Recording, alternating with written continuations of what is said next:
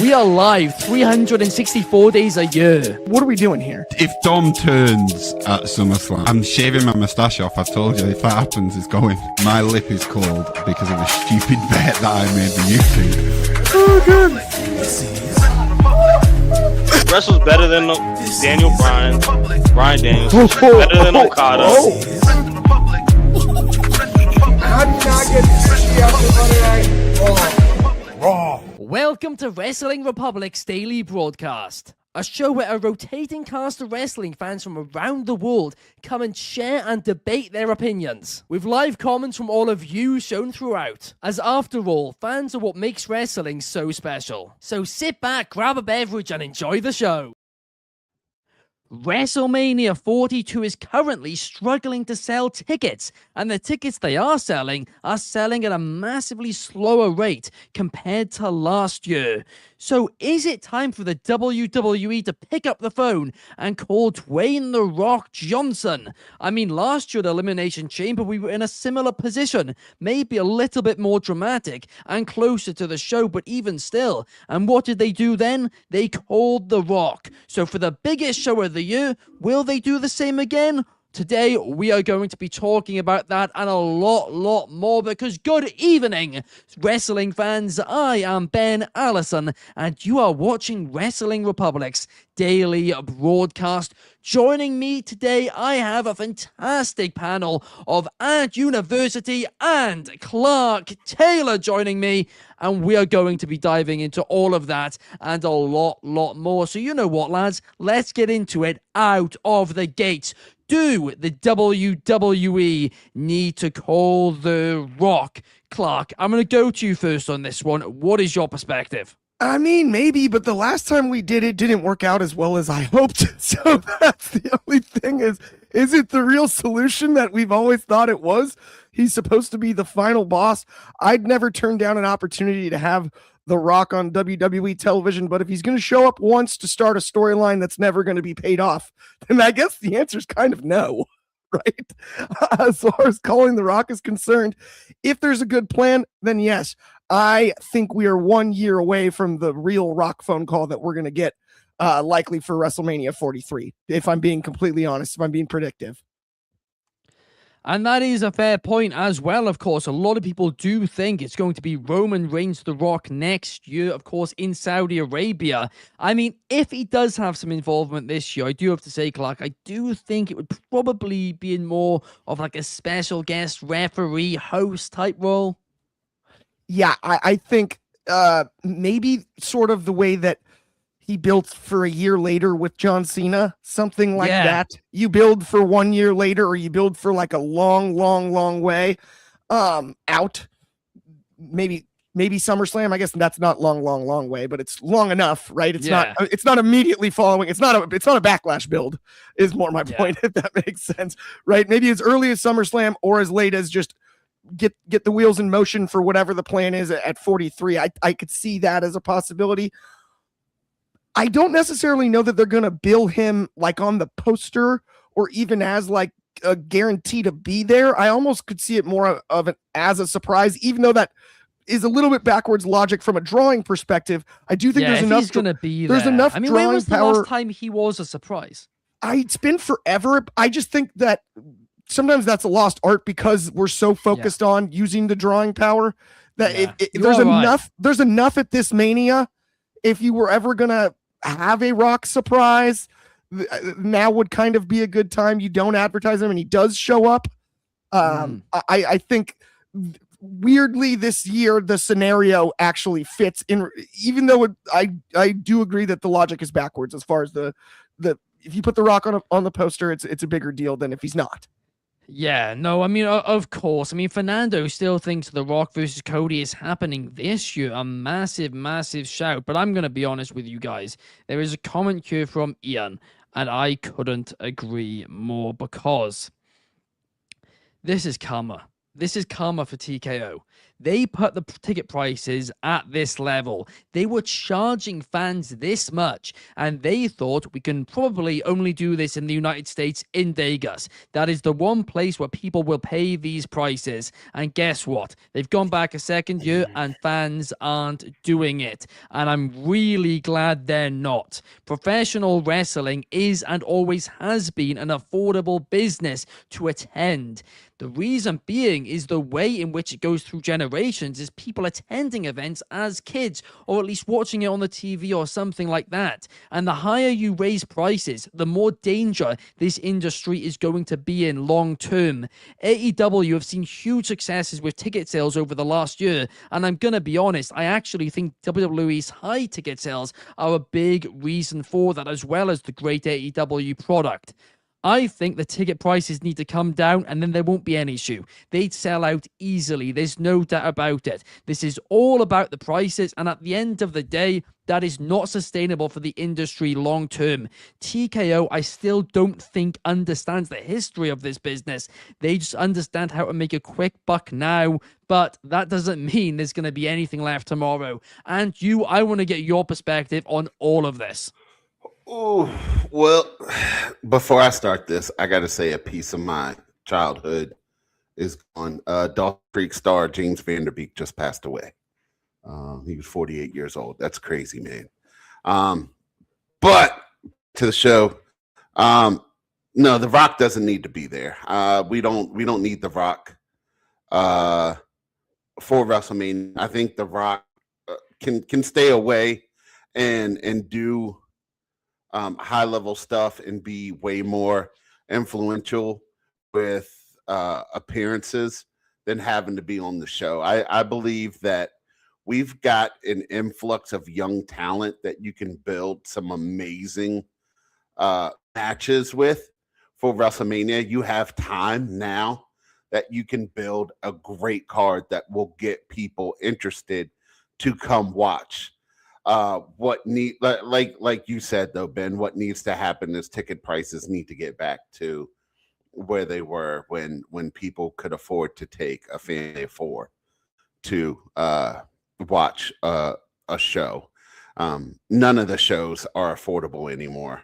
But it's what people are doing now. It's what you have to do. You have to wait and wait and wait till almost the day of for ticket prices to drop because no one's buying, and then you get them, or you wait for resellers who buy a bunch of tickets, and those aren't selling, and they drop the prices ridiculously to try to get some kind of money back, and you go that kind of way. But TKO is being greedy.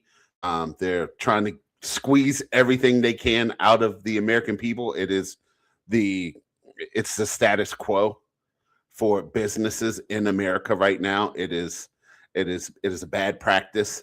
It is bad business, and it is not what professional wrestling was built on. So they'll catch the hint at some point. It's not going to work. They truly have to, because the other thing as well is wrestling's demographic is not the same as UFC's demographic. And I understand that TKO did successfully shift UFC's demographic a little bit to kind of more upper class when they took over the company. I'm aware they mention it all the time. I get that. I don't think they're going to successfully do the same thing with WWE, because I think it's harder to actually sell to that market, to be honest, because again, like we talk about, it's not, and we all hate this term, real fighting or whatever, right? It obviously, there's real elements to it, but you know the point, right? And for that reason, it is very hard to sell to those types of money compared to UFC. Instead, it's more of a family thing. And yes, there are some people who are the exception and all of that, but it's not enough to sell out to WrestleMania at that price. And that is the situation they back themselves into. And as the years go by, there will be more and more young AEW fans and less young WWE fans, unless they make a change quick and bring these prices down. And to that point, Ben, if the theory is that you're going to bring in The Rock to appeal maybe to that demographic, to like a older or a higher I guess, financially successful clientele. If that's the theory with The Rock, I don't even know if that's that effective now. I don't know if I don't even know if The Rock appeals to that exact clientele as much as you'd like him to, because in some ways there's like a level of jealousy when you get to like that high a class with the ticket prices being so high, right? There are times where like rich people don't like other rich people. You know what I mean? I do think he does. Tickets. He would move tickets for sure. I'm not saying he would move none, but I'm like, if he's gonna fill the gap between unsold tickets at too high of a price, you probably have to bank on that for eternity, and you're gonna run out of using that strategy, is my point, right? Like, obviously this is all hypothetical. Of course he's a draw, but like at the end of the day, you can only break the glass in case of emergency so many times. You have to replace the glass every time. Like, exactly. Wrestling fans are wrestling fans. You're not going to get the Taylor Swifts, the Adam Sandlers, the people that want to show up because it's a social event. You haven't made WrestleMania a social event like the Super Bowl is yet. Yes. And I don't think it'll be it has the ability to get there, but it's not there yet. Yeah, and that brings us back to what we were talking about on Monday, halftime shows. Because, look, I think that maybe could help with that, whether we like it or not. I mean, we got a couple of comments here, right? And from Kana67 and Fernando mentioning, The Rock's not as big of a draw. The wrestling community's grown out of The Rock. Here's the thing. The hardcore IWC, I completely agree. We are kind of sick of him. But the casual fans, yes, I do agree every time it does become a little less effective. But even still, if they hear The Rock's going to be there, they'll tune in. He's not that much destroyed yet. He's not there for casual fans. Because I don't think, like, the entire politicking backstage rumors and stuff isn't something I think many of those are even familiar with anyway. So I think the reason why so many of the hardcore IWC have a problem with him, a lot of people won't even know about. But Fernando, you are right. Two very different business, different models there. We got Biggs in the chat. Shout out to you. Ashley in the chat as well. DCX Warlord as well. Fernando agreeing. And yeah, I mean, look, Chris Jericho, will he be the one to save WrestleMania? I mean, something interesting today. He had Tekla on Talk is Jericho, and they were praising Tony Khan for a bit. I think he might be staying. He might be staying. Who knows? I love that. By the way, if he just allowed the rumors to fester like this, just to stay, that might be the most Jericho move of all time. Because he had us, like IWC wise, all of us that watch, he had us.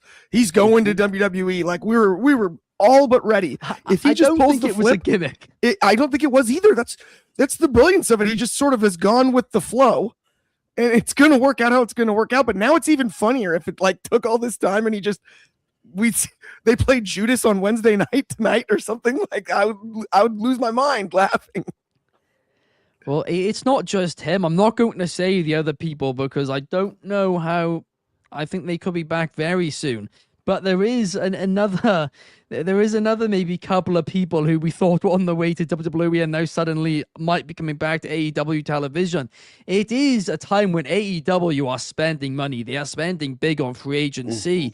And I mean, look, we don't know how many more people they could sign, but there is another person who is available as of today, because over in New Japan Pro Wrestling today at New Beginning, David Finlay seemingly said goodbye to New Japan Pro Wrestling. He blew kisses to the crowd. He waved to everybody. It was very emotional, and later he talked to social media, and it's very clear that he is saying goodbye to New Japan Pro Wrestling. But the question is, what promotion is he going to say hello to? Realistically, there's two options: WWE or AEW. And it's a tough one. It truly, truly is. I don't think he's guaranteed to go to either of them and become a top star. But if you're asking me right now, where should he go? I'd say WWE.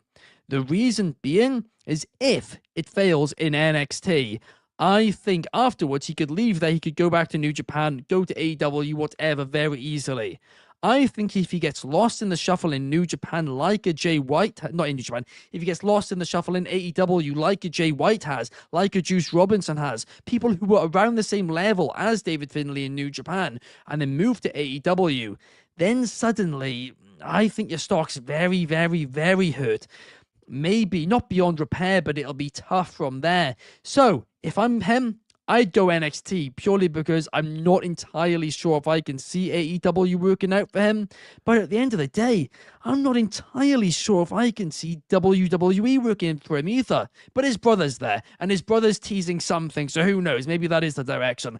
Clark, I want to get your thoughts on this one. I really, towards the end of his New Japan run, was under the impression, like, not it's all but written, but I really believed he was going to AEW. I just thought, like, the writing's on the wall. That makes a lot of sense to me, and he's a great fit there.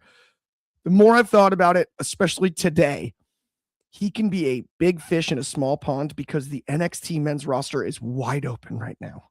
Tuesday night needs a big star to step up and be a big star on the men's side. David Finlay fits that bill. He can handle it.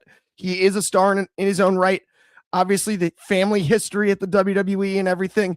I think just purely based on timing, that Tuesday night makes the most sense here for David Finlay.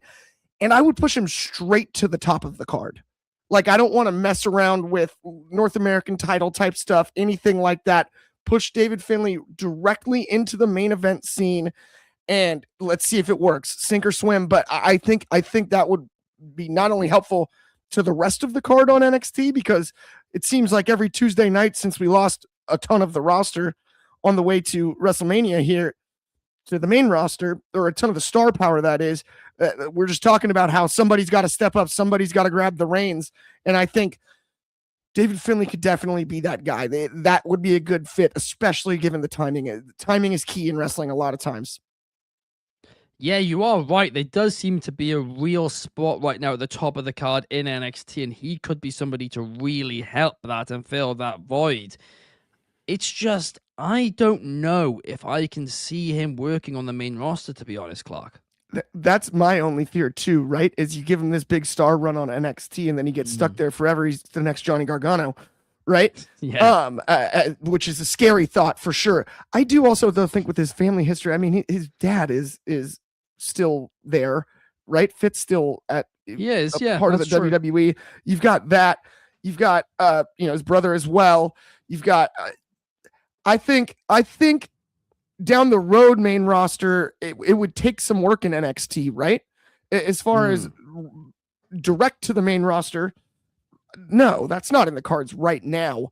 But what it would look like after a year or two run in NXT towards the top of the card, working with really good talent there, I think I do think maybe then, yes. As of right this second, though, I'm in agreement with you on that. No. I feel like what they're building. I feel like what they're building in the NXT with Lexis King and Connor and those Stacks, and it feels good to me. I don't know why, because none of those guys are major guys. So there's no expectations on them, so they can go out there and they can be free, and they have the lineage, and it's just like, let's just go do what we do. We've been here forever. We know what to do. Yeah, that is a good shout. It feels good to me. I like it. I do like it. I like Lexis King being in charge. I think when you bring, if you bring David David Finlay in, automatically you give him the lead. You give him the lead. You take out Clark's favorite wrestler of all time, Ricky Saints. You have to take him out, and then you've got your first feud for new NXT champion Joe Hendry. And what a way to introduce David Finlay to just take NXT. it off him right away. I Whip like that title from his hands. Say his name and he loses the title. I believe in David Finlay. Say my name and he disappears. I mean, look, A new faction Finn Balor creates. I mean, to be honest, I want Finn Balor on his own. I want him to go back to Demon. I don't want him to be stuck in any more factions, any more anything. Let Finn Balor be the NXT Finn Balor. Charlie Dempsey, Connors, Lexis King, and Ariana Grace Legacy 2.0. A big call. I don't think they can reach the same heights, but I do like them together as a faction. I really, really do. But up next, guys, I mean, choose the other thing too. Ian saying that, maybe the two Finley brothers could be a tag team. I mean, I definitely would start David Finley as a, single star, but maybe by the time they get to the main roster, maybe they are a tag team. And right now we have a real lack of young and exciting tag teams on that main roster. So, I mean, look, there's definitely space there if they do go down that route, especially with the New Day and the Usos both starting to age a bit now, and also Usos are single stars as well. But up next, let's talk about this Rose Key situation, because the internet is absolutely loving this story over the last couple of days. For those of you guys who have not heard, Royce Keys, formerly known as Powerhouse Hobbs, was listed when he was in AEW across all of the internet as 35 years old. It has now come out, reported by Dave Meltzer this week, that he is in fact 41 years old. Now, neither WWE or Royce Keys have commented on this, but at the same time, I do think if this was fake at this point, Royce Keys probably would have come out and said, hey, this is wrong. And they've gone back and they found like the date of birth records and stuff, and it does seem to be very real. Now, it's a huge thing that is important to clarify. The idea that potentially he lied about his age could be a complete lie. Well, not even could be. It's likely a lie. There is no indication that Powerhouse Hobbs for a single second has lied about his age here. So people accusing him of doing that, hang on a second, because this could easily be a thing where somebody wrote it on Wikipedia once and it caught on and it's just never been corrected. But he's obviously not been on TV since the Royal Rumble, so a lot of people are thinking, is he in trouble now? Whatever. No way in hell would WWE have signed this man if they didn't know his age. I refuse to believe it for a minute. They would have checked his age on Wikipedia, on Cage Match, on any other site. They would have asked for his birth certificate before signing him, right? I don't believe those rumors for a second. But let's actually go back to the question as a whole. Does age matter? Yes. He's 41 years old. It takes a couple of years on the main roster to really get the majority of fans behind you unless you're something really special. And by that time, he would be 43 years old. He's then got a few years or whatever, but it basically does rule him out from being a top guy. We joke about LA Knight. He was over a year younger than this when he got to the main roster, right? And people still joke about calling him old and all of this. Look, if you're really special and the audience buy into you, age doesn't matter. There's an exception for every rule. But now that I know he's 41, I'm going to be honest, I'm not entirely sure if I can see Royce Keys becoming a main event star in WWE. I think he's just going to be stuck in the mid-card. I essentially think he's going to become another Rusev, if I'm honest, and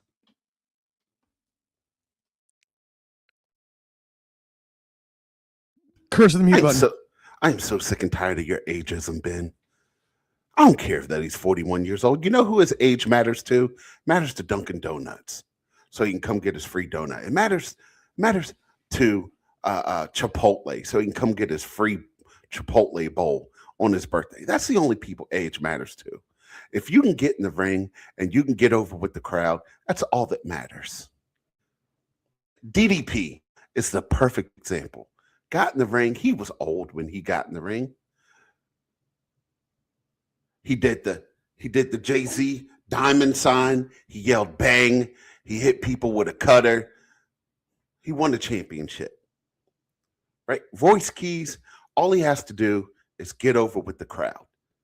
Maybe he says yeet 2 or 3 times. That's easy to do. The IWC is some fickle, not very smart people.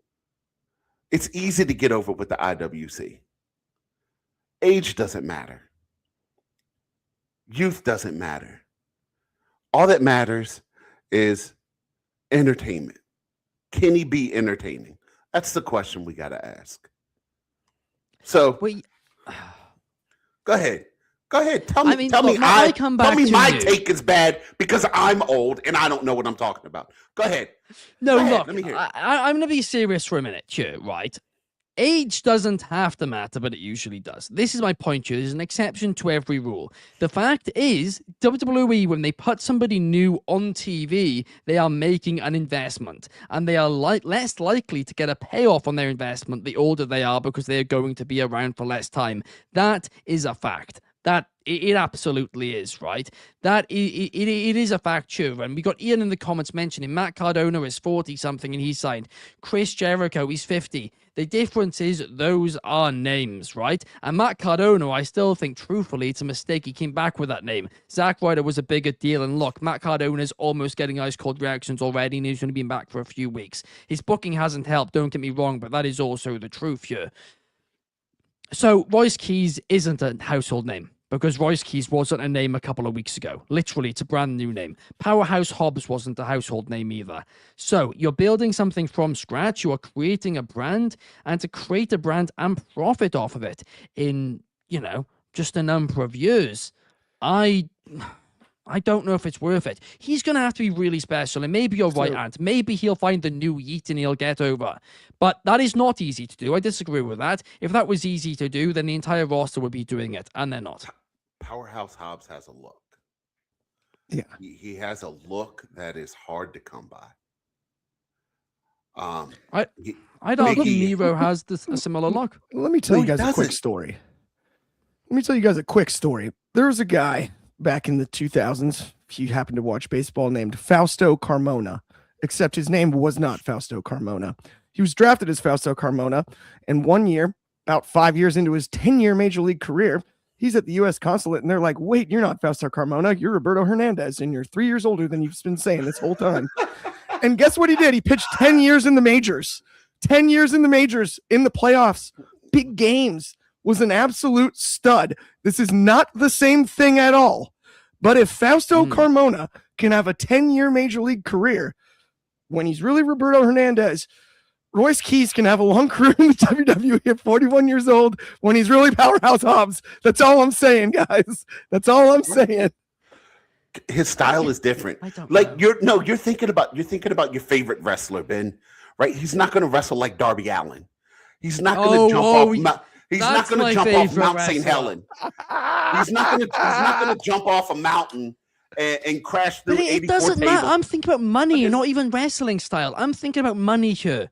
No, nobody in this come on, let's put an age cap on it for a minute. Layfield, basically, nobody's JBL. wrestling well at 50. Basically, no one is, and I don't think Royce Keys is going to be the first guy to do that. So I think they've got 9 years. Ric Flair comes out. The Undertaker yells. Ric Flair comes out, yells "woo," and chops you, and the stadium still goes crazy. Stadium still goes wild. And also, acting is so different to wrestling. I want to make that clear as well. Wrestling, there is a body clock. A body clock is a completely real thing, right? AJ Styles has just spoken about it, and it is true, right? AJ Styles' wrestling style is different than someone from Powerhouse Hobbs. AJ Styles is still doing springboards off the top rope. Powerhouse Hobbs is not going to do that. Powerhouse Hobbs is going to hit you with a big clothesline. He's going to hit you with a sling. Bigger guys like that, who aren't like super sloppy fat, can wrestle longer with their bigger style because it's just 3-4 moves. Samoa Joe is a perfect example. That's true. Samoa Joe's moveset is beautiful for his size. He's got the Kimura, not the Kimura, but he's got the where he's in the ropes and he catches you and he throws you down. The same thing Big E used from him. He's got where he moves out the way. You know, the muscle. It's not a bunch of high impact moves that are putting a lot of wear and tear on the body. I will say this though, so the Samoa Joe comparison, right? Because that's a great one. People are now saying that his matches just aren't it anymore, and that it's the same thing every match. People are starting to turn on him, and he's 46 years old. You also mentioned the body clock thing. If Royce Keys started later than Samoa Joe, he has less mileage. Well, yeah, I don't. Well, has he been wrestling since he was 20? Nope. Well, we don't actually. Not now. Not now. There's 7 years that we missed. Entirely no, do we? Did we miss 7 years of Royce Keys? Because if Well, we did, then we could have done that math for ourselves. He started in 2009, right? So he's been going already for, 15, minute. 16 years. If he 16 started years, right? in 09 and was supposed to be 35, that would mean he started when he was 19. That's what we all thought, yeah. And weren't we all aware of the fact that he went to college? He's mentioned that. We should have figured this out much earlier. Yes, but I think great journalism, guys. Woof. He had to have a passport. Somebody could have done this math while he was in AEW. He flew to Saudi Arabia. That's the other thing. Why did nobody do this math when nobody he was in looked it up? Why is the internet now doing? It doesn't benefit him or AEW to come clean. I made this reference earlier in the week. It's like if you, and I'm not encouraging this, you shouldn't do this, but if you went to the liquor store and you're underage and they don't ID you, you don't go, you know what? Are you sure you don't want to check it? Nobody in their right mind does that. So why would he correct it if they're saying he's 35? Then guess what? He's 35. Whoops. I've seen him in the ops in Wembley, which means he has a passport, which means he's given government documents. This one, I think Everyone AEW knows. knew the age. I don't. I just think the did. internet didn't know the age, sure. And I believe every promotion was more than aware of his age. I just think it was something which went so far under the radar that nobody second guessed, nobody looked at. And I just think that's what's happened here. Yeah, it's like people like to say stuff and then just follow on to it. Hey, guess what? I looked outside, the sky was orange.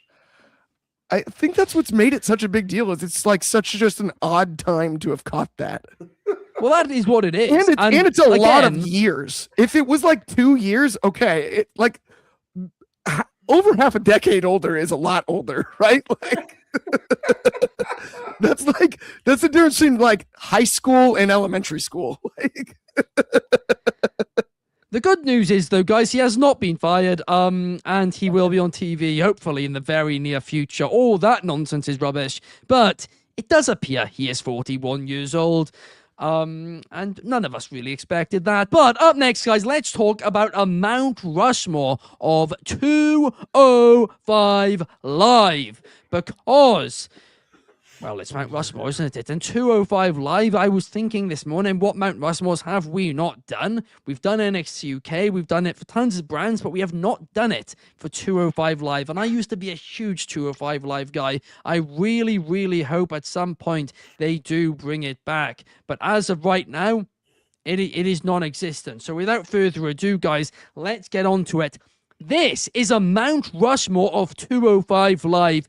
I'm going to kick us off with Neville. This man, to me, was the best cruiserweight champion. When he came back all ripped, it was brilliant. And he held that title and he made it feel important. Easy first choice for me. Clark, what's your pick?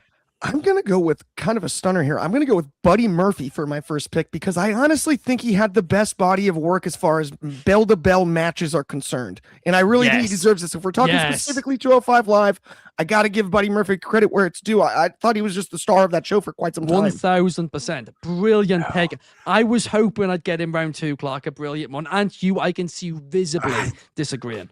I cannot believe you guys let me get this guy. But if you look at 205 Live and 205 Live champions and champions that put on the best matches bell to bell every single time, Cedric Alexander was the best to do it on 205 Live.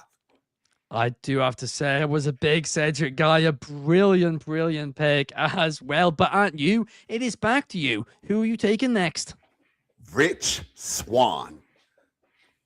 Ooh, he honestly, I can't believe things didn't work out better for him. I really cannot because the talent, the charisma, he was brilliant. He brought a party every single week to 205 Live and he had some bangers while doing so. Clark, what is your next pick? I'm going to go with Mustafa Ali here. I think just he had such a good run in 205 Live. I wasn't sure if I wanted to lean more towards success post 205 Live or success on it. I think based on my list early here, I've given away my answer to that question, right? But Mustafa Ali for sure. No, that's definitely the best way to look at this for sure. This is the Mount Rushmore literally of 205 Live. And yeah, you are right. That's the if thing. you take my guy, Ben, I'm gonna be mad. If you take my guy, I'm gonna be mad. I know. I'm just letting. He's got 2 picks. You're in trouble. I've got one on the way. So here's the thing. So Mustafa Ali, I'm going to be honest. I think he is the guy who had the most bangers on 205 Live at New, to be honest. I think that's a great pick there from Clark. But up next, I'm stuck now. But I'm going to take someone who wasn't in 205. No, I can't do that because he wasn't in 205 Live for a long time. Screw it. I'm not picking him. I'm taking someone who brought charisma and really helped revive 205 Live during a down period for them, and that is Leo Rush. This man really helped make a name for himself there. I like that pick. I like that pick. And up next, I'm going to take somebody who was the 4th ever Cruiserweight champion, somebody very underrated, and somebody who has gone on to prove that they are so underrated and underutilized on the main roster. I'm going for Akira Tozawa. This man, honestly, ridiculously underrated. But what were you going to say? Was that the guy? Well, it's one of my guys. Okay, that's only one. That's only one of the guys. Clark, who have you got?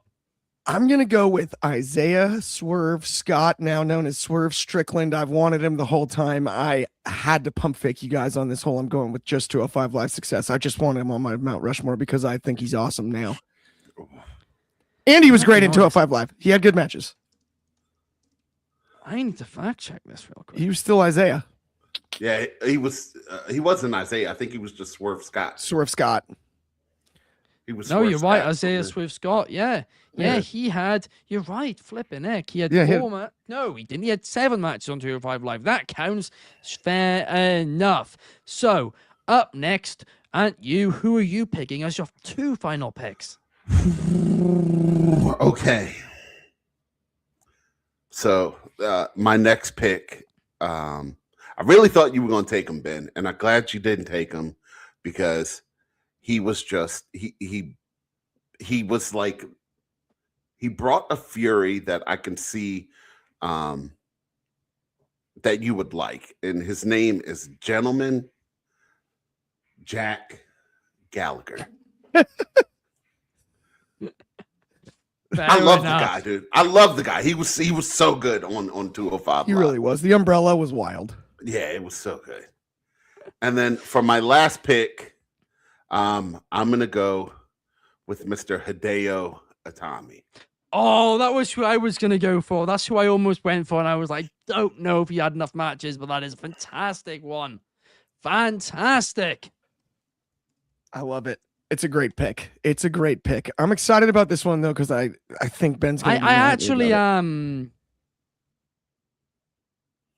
What? No, we'll leave it. We'll leave it. But were you gonna take Swerve away? No.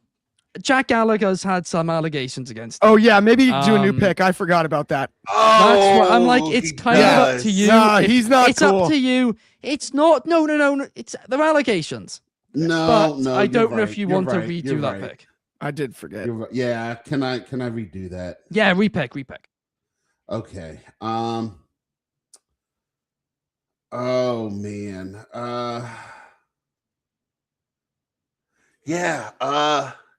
Let me go for sliced bread. I think his resurgence on 205 Live was really good. The Brian Kendrick. Oh, Ben, mute button. Yeah, mute button. Ben, you're still muted. I was telling you how good of a pick it was. Clark, what's your final pick? I'm gonna go with an absolute legend, an ECW guy, and this might bug you, Ben, because this is proof that age doesn't matter. Give me Tajiri for my final pick of my 205 Live Mount Rushmore.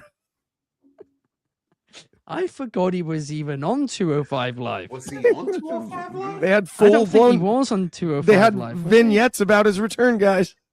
Yes, they did. Tajiri's a legend. Fact check me on that one. Yeah, I think they did. He No, had DCX one. No, he had 2 matches on 205 Live, so very much counts. Tajiri, Bangers. great final pick. DCX Warlord though did make an interesting point. Also, I forgot about. Yeah, I mean, What? Oh my lord! How is that possible? let me quickly check this. That's just- Okay, it's not. It's different. It's. I mean, it's not great. You probably do want. Actually, yeah, you do want to. Okay, and with my and One if this second, guy one has alligator, okay, Okay, go. and and with my last pick, give me the skateboarding. Is he a Brit? The skateboarding Brit? Yeah, Mark he is. He's Andrews? Welsh.